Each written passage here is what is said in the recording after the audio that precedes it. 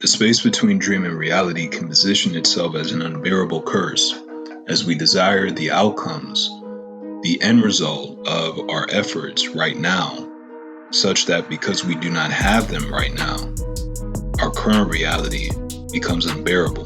It becomes distasteful. It becomes everything that we don't want.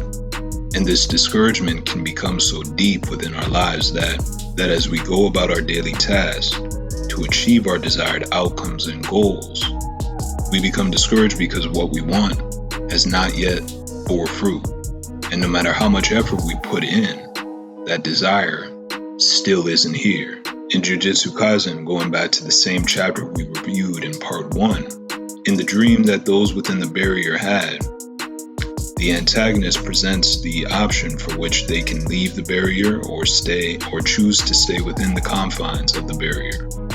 And he tells the people who have this dream to be careful, and that the hasty ones are already outside of the barrier. The metaphor that I extrapolate from this is that it can be easy to let go of our dreams if we allow discouragement to consistently take root.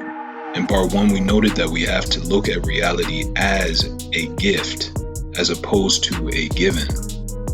As we move towards our desired outcomes and goals, we have to reflect on our efforts sincerely and give thanks to what we've already done so that we can remain grounded in our achievements, so that we can continue to go forward.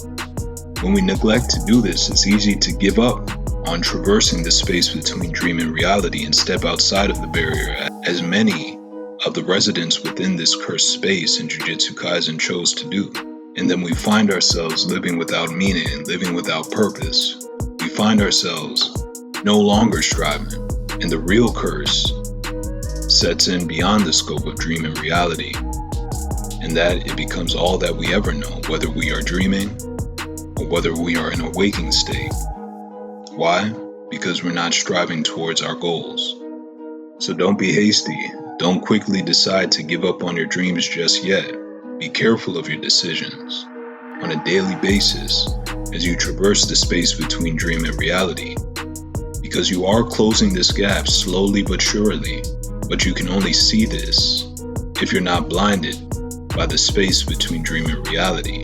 And the only way that you can see the truth is by reflecting with gratitude, as this opens your eyes beyond what can presently be seen and provides contentment with where you are now.